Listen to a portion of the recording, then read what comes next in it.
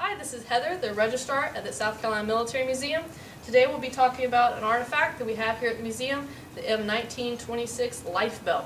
Now, this was an inflatable life preserver used in World War II by assault troops on amphibious landings like the famed D-Day Normandy invasion. Now, how this worked, we had a canvas outer cover here with an inflatable rubber tube inside. It's a kind of accordion effect.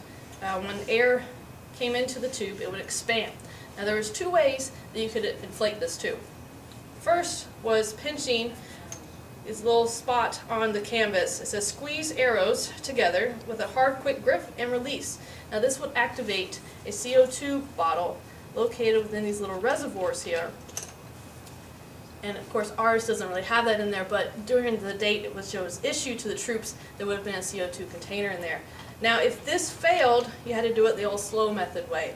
And that meant blowing air into these little release valves here connected to these rubber tubes. Of course, this took a lot longer and was more cumbersome for the troop, so you always hoped that your CO2 worked. Now, in World War II, you had the total war effort. This meant that a lot of different companies were manufacturing things they didn't normally manufacture during peacetime. So as you can see, our life belt here was manufactured by Swim Master Corporation in North Dakota. You can also see the Navy contract number and the date in which it was manufactured, April 8th, 1943. Now, that total war effort meant all the companies from Firestone, which was famed for making tires, to Toycraft, which was kind of famous for making inflatables, was involved in the war effort to get these belts to our troops quickly and the most supply we could get to them. Now, this could save lives if it was worn correctly. The term belt is a little deceptive because if you wore it closer to your waist here, there was a buoyancy ratio issue. That meant that the soldier could actually tip over into the water and consequently drown. And this actually happened on one of the Normandy exercises, Operation Tiger. The 4th Division lost a lot of men that way.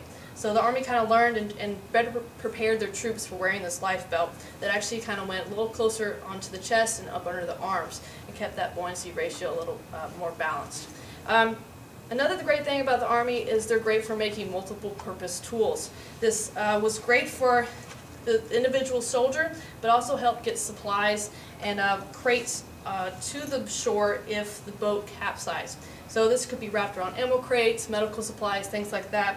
And if the boat ended up capsizing, the supplies could still be washed onto shore. So you can see this iconic life belt in some of the great photos from the Omaha Beach landing, people being carried onto shore. You can also see it in one of the famous movies, Saving Private Ryan. Tom Hanks and other actors actually wore this during the shooting of the film.